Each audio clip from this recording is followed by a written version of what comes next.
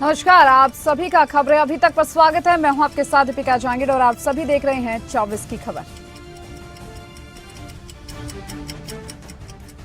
भरतपुर में प्रधानमंत्री नरेंद्र मोदी ने कांग्रेस पर निशाना साधते हुए कहा कि कांग्रेस जहां जहां आती है वहां वहां आतंकवादी, अपराधी और दंगाई बेलगाम हो जाते हैं। कांग्रेस के लिए तुष्टीकरण ही सब कुछ है। कांग्रेस तुष्टीकरण के लिए किसी भी हद तक जा सकती है, चाहे इसके लिए आपका जीवन तक दांव पर क्यों न लगाना पड़े। यहां कांग्रेस सरकार की जिम्मेदारी थी कि वो हर नागरिक के जान माल की सुरक्षा करे, लेकिन हुआ क्या? बीते 5 वर्षों में बहनों बेटियों पर, दलितों पर, वंचितों पर सबसे ज्यादा अपराध हुआ, सबसे ज्यादा जुल्म हुआ।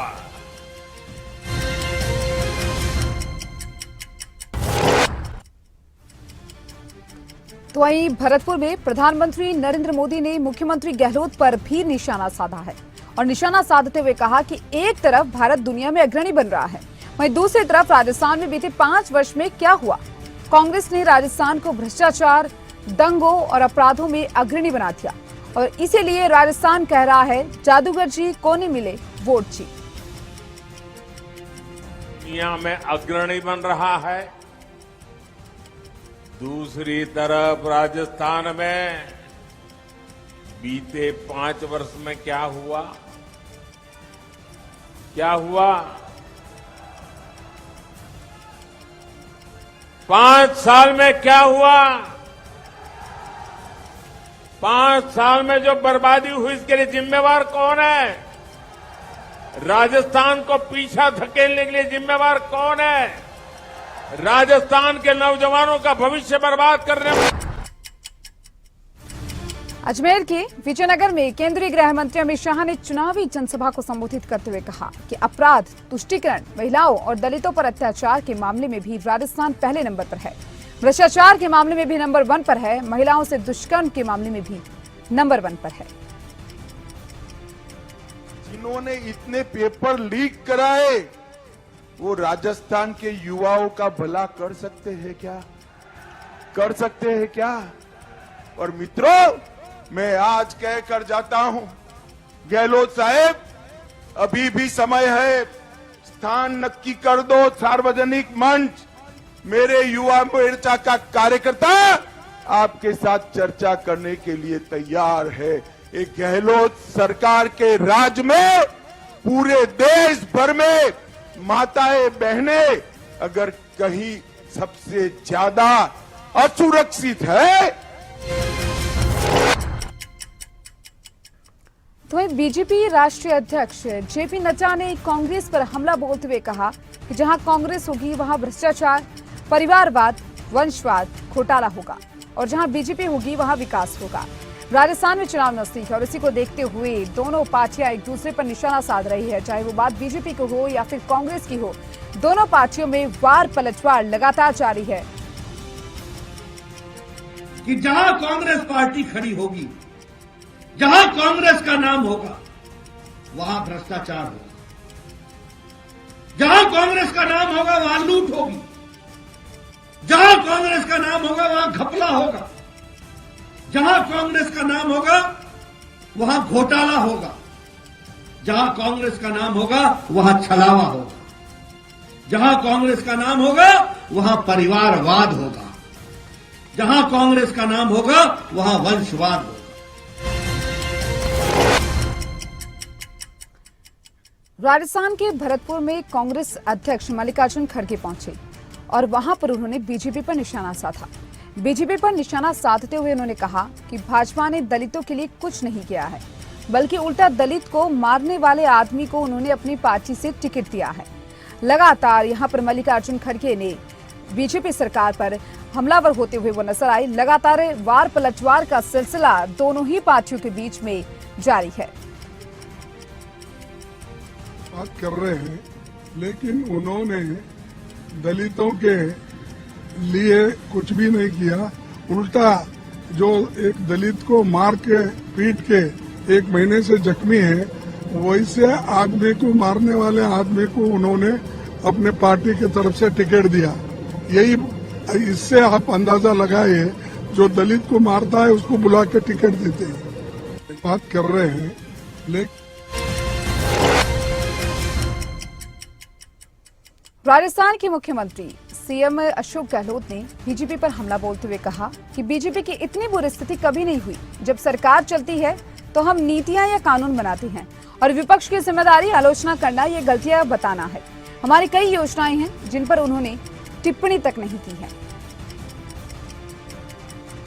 देखिए, ऐसी स्थिति बीजेपी की कभी नहीं बनी, ऐसी दुर्गति कभी नहीं हुई कि हमारे कोई भी उपलब्धि जो है हमारी, जब सरकार चलती है, कोई न कोई योजना बनती है, कानून पास होते हैं, गारंटी दे रहे हम लोग, तो विपक्ष की जिम्मेवारी वो जवाब दे या आलोचना करे, कमियां बताए, वो बिल्कुल गोल है उसके अंदर। और तो और उनके अपने मैनिफेस्टो के अंदर भी उन्हें जिक्र तक नहीं किया। और कई तो हमारी योजना ऐसी है जिसके बारे में कोई उन्होंने कमेंट भी नहीं किया, जैसे ओपीएस है। राजस्थान में चुनाव प्रचार के दौरान असम के सीएम हेमंत बिस्वा शर्मा ने कहा, अशोक गहलोत ने राजस्थान को पिछले 5 साल में सिर्फ लूटने का काम किया। कांग्रेस की सरकार जहां भी होती है वहां जनता को सिर्फ लूटने का काम करती है। देखा अशोक गहलोत जी, कांग्रेस सरकार को हमने 5 साल का मौका दिया। उन्होंने क्या किया? ठीक से खाली लूटने का काम किया, पूरा राजस्थान को लूटने का काम किया। मैं देख रहा था जब सचिन पायलट और अशोक गहलोत का बीच में झगड़ा हुआ था, वो समय राजस्थान का सारे विधायकगण 5 स्टार में बैठा महीना उन्होंने वहां खूब मजा किया और उधर ही उन्होंने संकल्प लिया कि बाकी जो समय बासे हुए हैं हम खूब लूट। बीजेपी के स्टार प्रचारकों में शामिल उत्तर प्रदेश के सीएम योगी आदित्यनाथ राजस्थान के दौरे पर हैं। उन्होंने राजस्थान के आहोर विधानसभा क्षेत्र में जनसभा को संबोधित किया।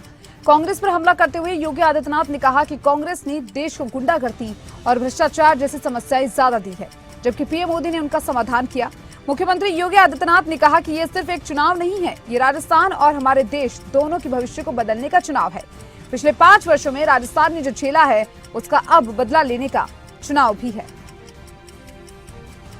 ये चुनाव मात्र चुनाव नहीं है,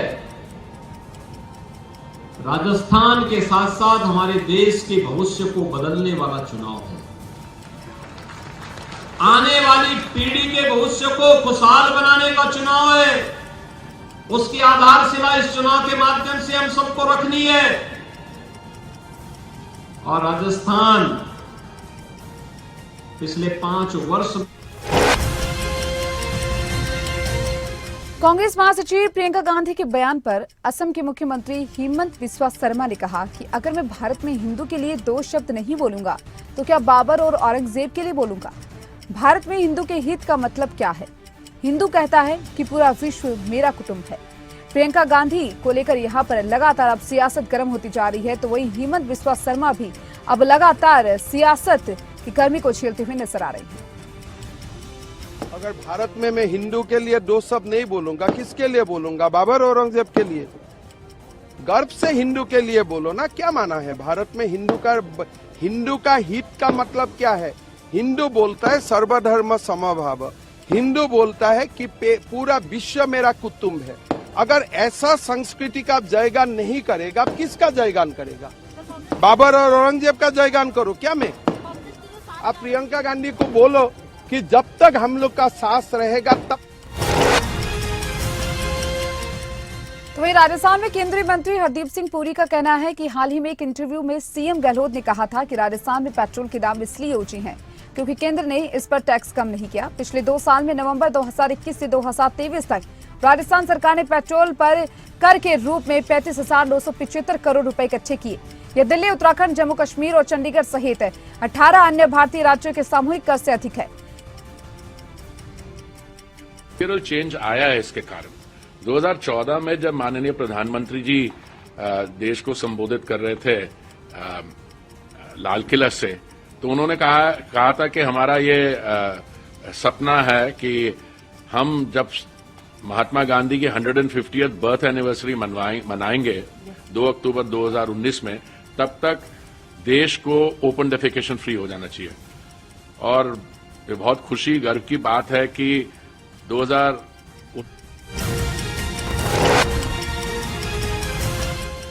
जयपुर में बीजेपी नेता दिया कुमारी ने कहा कि रोज कम से कम महिला अत्याचार की करीब 20 से 30 घटनाएं सामने आती है।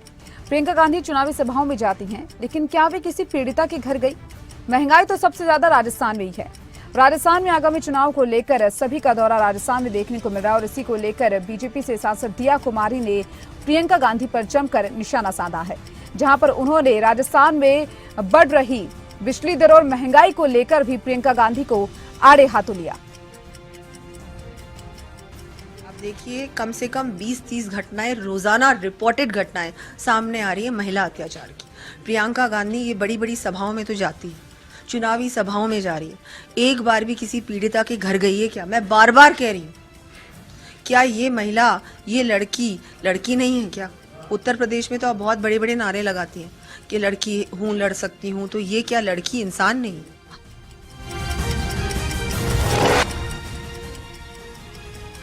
राजस्थान के सागवाड़ा में कांग्रेस महासचिव प्रियंका गांधी ने जनसभा को संबोधित करते हुए कहा कि पूरे देश में लोग महंगाई से त्रस्त हैं। अगर प्रदेश की सरकार ने महंगाई राहत कैंप नहीं लगाए होते तो आज आप महंगाई का सामना कैसे करते? पूरे देश में लोग महंगाई से त्रस्त है, परेशान है।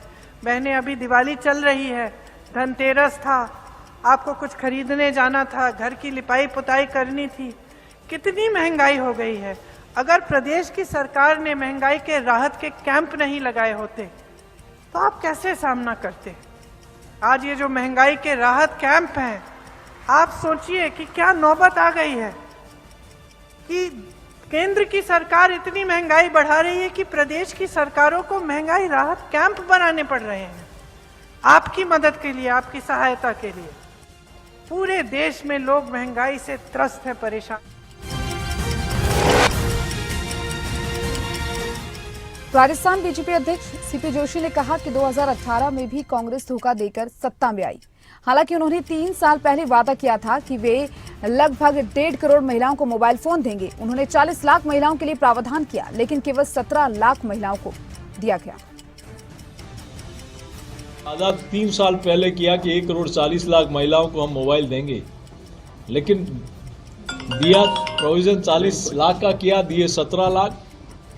और उसके बाद का बाकी बची महिलाओं को हम गारंटी कार्ड देंगे। वो गारंटी कार्ड 15 अगस्त 2023 को उन्होंने इस दिशा में अपना वादा किया। जब नहीं दिया तो लोग कहीं न कहीं न्यायालय की शरण ली, तो 2 बार सरकार गई नहीं और तीसरी बार हलफनामा दिया, एफिडेविट दिया, लिखित में दिया कि हम कोई गारंटी कार्ड इन महिलाओं को नहीं। तेलंगाना में केंद्रीय गृह मंत्री अमित शाह ने नलकोंडा में जनसभा की और कांग्रेस और टीआरएस पर निशाना साधते हुए कहा कि ये पार्टियां परिवारवादी पार्टियां हैं। केसीआर अपने बेटे को सीएम बनाना चाहते हैं और सोनिया गांधी राहुल गांधी को पीएम बनाना चाहती है। हमारी सरकार बनेगी तो गरीब घर का, पिछड़े वर्ग का नेता सीएम बनेगा। मित्रों, कांग्रेस पार्टी और टीआरएस दोनों परिवारवादी पार्टियां हैं। ఇవాళ ఈ కాంగ్రెస్ పార్టీ, ఈ టీఆర్ఎస్ పార్టీ ఎవరో కాదు, రెండు కూడా వాళ్ళ కుటుంబ ప్రయోజనం కోసం పాడిపోయేటువంటి ఈ కుటుంబ పార్టీలు। केसीआर अपने बेटे को मुख्यमंत्री बनाना चाहते हैं और सोनिया जी राहुल बाबा को प्रधानमंत्री बनाना चाहती है। मित्रों, कांग्रेस पार्टी और टीआरएस दोनों परिवारवादी पार्टियां हैं। ఇవాళ ఈ కాంగ్రెస్ పార్టీ महाराष्ट्र में मराठा आरक्षण पर सियासत गरमाई हुई है। मराठा आरक्षण पर महाराष्ट्र के मुख्यमंत्री एकनाथ शिंदे ने अब बयान दिया। उन्होंने कहा कि मराठा समाज को आरक्षण देते हुए ओबीसी समाज पर सरकार अन्याय नहीं करेगी। सरकार किसी तरह का कोई भेदभाव नहीं करेगी। मराठा समाज को आरक्षण देते हुए अन्य किसी भी समाज का आरक्षण कम नहीं होगा। उन पर किसी भी तरह का कोई अन्याय सरकार द्वारा नहीं किया जाएगा। समाज को आरक्षण देते हुए ओबीसी समाज के ऊपर सरकार अन्याय करेगी नहीं। ओबीसी का आरक्षण कम नहीं करते हुए मराठा समाज को न्याय कैसे मिले, ये सरकार की भूमिका है। और मराठा समाज को आरक्षण देते हुए अन्य किसी भी समाज का आरक्षण कम नहीं होगा, उनके ऊपर कोई अन्याय नहीं होगा। ये स्पष्ट भूमिका सरकार की है। अपने खिलाफ दर्ज एफआईआर पर शिवसेना सांसद आदित्य ठाकरे ने कहा, मुझे लगता है कि यह हास्यास्पद बात है कि यह सरकार स्वयं अवैध है, तो वो किसे अवैध घोषित कर रहे हैं। मेरे ट्वीट के परिणाम स्वरूप उन्होंने मेट्रो को जनता के लिए खोल दिया। यह मेरा निर्वाचन क्षेत्र है, लेकिन मैंने ये नहीं कहा कि हमने ये किया या उन्होंने यह किया। मैंने सिर्फ इतना कहा कि जो मुख्यमंत्री अवैध है, अनैतिक है, उसके पास जनता के लिए ऐसी परियोजनाओं के लिए समय नहीं है। मुझे लगता है इसमें हंसने की बात यही है, हंसी की बात कि ये सरकार ही इलीगल है, तो वो किसको इलीगल ठहरा रहे हैं।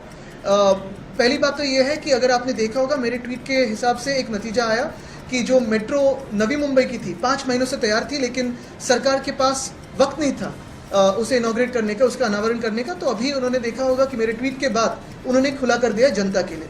उसी के साथ मेरे ही जो चुनाव क्षेत्र है वर्ली, वहाँ डिलाई रोड का ब्रिज था, काफ़ी सारे लोग वहाँ आसपास रहते हैं, काम। उत्तर प्रदेश मध्य प्रदेश विधानसभा चुनाव पर समाजवादी पार्टी सांसद रामगोपाल यादव ने कहा, मुझे उम्मीद है कि भाजपा अपने कुकर्मों के चलते हर जगह चुनाव हारेगी। मध्य प्रदेश में जहां अभी चुनाव हुए तो वहीं लगातार देखा जा रहा है कि पार्टियां जो है वो एक दूसरे पर वार पलटवार करती हुई नजर आ रही है, और इसी को लेकर यहां पर यह बयान दिया गया। ऐसा है, नंबर 1 तो मैं कोई ज्योतिषी नहीं हूँ, लेकिन मुझे उम्मीद यह है कि बीजेपी अपने कुकर्मों के चलते हर जगह हारेगी। ऐसा है, नंबर 1 तो मैं कोई ज्योतिषी नहीं हूँ, लेकिन मुझे उम्मीद यह है कि बीजेपी अपने कुकर्मों के चलते हर जगह हारेगी। ऐसा है, नंबर 1 तो मैं कोई ज्योतिषी नहीं हूँ, लेकिन मुझे उम्मीद यह है कि बीजेपी अपने कुकर्मों के चलते हर जगह हारेगी। ऐसा है, नंबर 1 तो मैं कोई ज्योतिषी नहीं हूँ, लेकिन मुझे उम्मीद यह है कि बीजेपी अपने कुकर्मों के चलते हर जगह।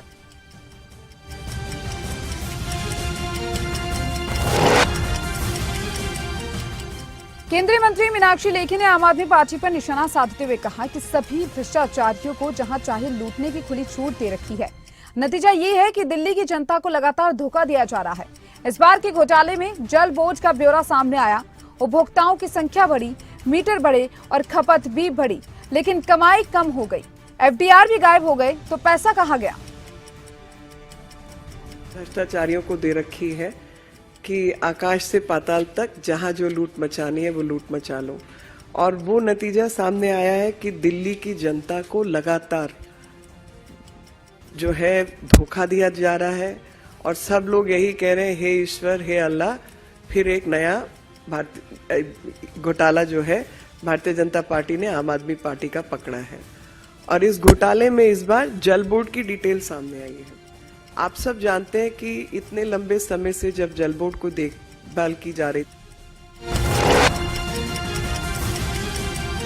वहीं प्राइवेट नौकरी में 75% आरक्षण को हाईकोर्ट ने रद्द किया, जिसके बाद उप मुख्यमंत्री दुष्यंत चौटाला का बड़ा बयान सामने आया।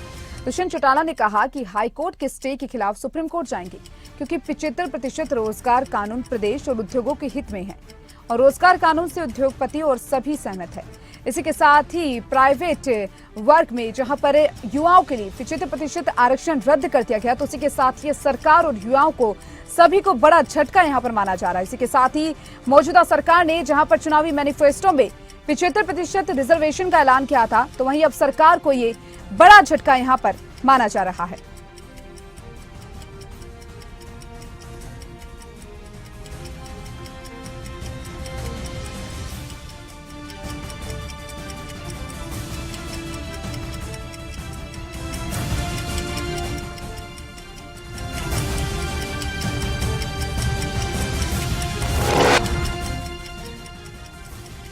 निजी क्षेत्र में 75% आरक्षण रद्द करने के फैसले पर अभय चौटाला ने कहा कि पिछले 4 साल से 75% आरक्षण देने की बात कह रहे थे और कानून बनाने के वक्त इंडस्ट्री से मिली भगत की गई, पैसा इकट्ठा किया गया है। और इस दौरान अभय चौटाला ने दीपेंद्र हुड्डा पर भी निशाना साधते हुए कहा कि दीपेंद्र के पिता ने भी कानून बनाया था जो आधा अधूरा था।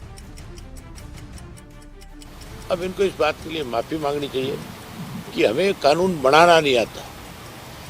हम अगर कानून बनाया जाता सही ढंग से तो फिर कानून लागू हो जाता। कानून बनाने में जो त्रुटियां रखी गई है, जो कमियां और खामियां रखी गई है, वो 100% इंडस्ट्रीज के साथ मिलकर के रखी गई है। उनसे इसके एवज में पैसा लिया गया होगा। ये तो भ्रष्टाचार का एक अड्डा बना था। इसमें तो केवल और केवल कैसे बच्चों के भविष्य के साथ तो खिलवाड़ किया जाए, कैसे इसकी एवज में पैसा।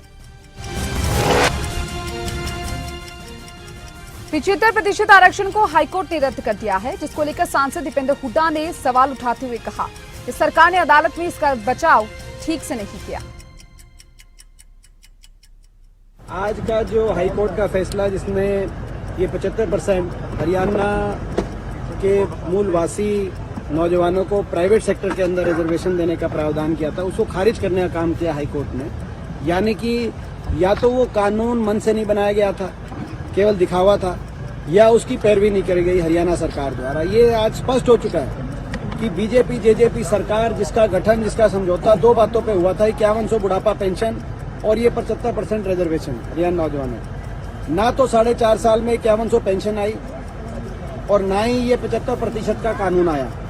आज का जो हाईकोर्ट का फैसला जिसने ये 75% हरियाणा के मूलवासी नौजवानों को प्राइवेट सेक्टर के।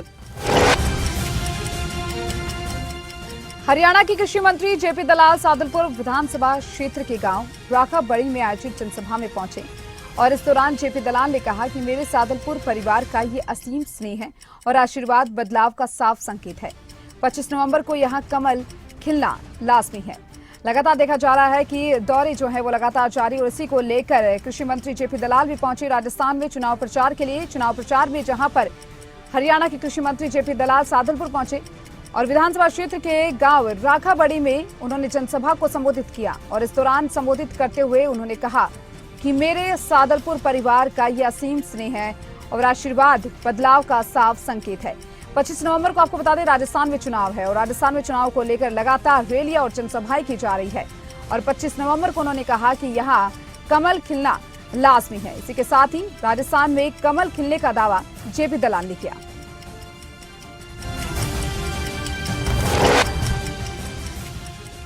शिमला में आज हिमाचल मंत्रिमंडल की बैठक हुई है जिसमें शीतकालीन सत्र की तारीख को भी तय किया गया।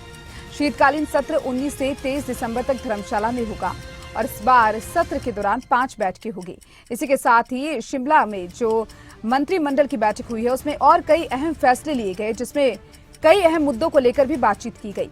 इसके साथ ही शीतकालीन सत्र को 19 से लेकर 23 दिसंबर तक यहां पर आयोजित किया जाएगा और उसके अंदर 5 बैठकें होंगी। हिमाचल मंत्रिमंडल की बैठक हुई है जिसमें शीतकालीन सत्र की तारीख को तय कर दिया गया है और इस बार सत्र के दौरान 5 बैठकें होनी है और इस बैठक में कई अहम महत्वपूर्ण मुद्दे उठाए गए और फैसले भी लिए गए हैं। शीतकालीन सत्र 19 से 23 दिसंबर तक आयोजित किया जाएगा और ये धर्मशाला में होगा और इस बार इस सत्र के दौरान 5 बैठकें सरकार की ओर से आयोजित की जाएगी।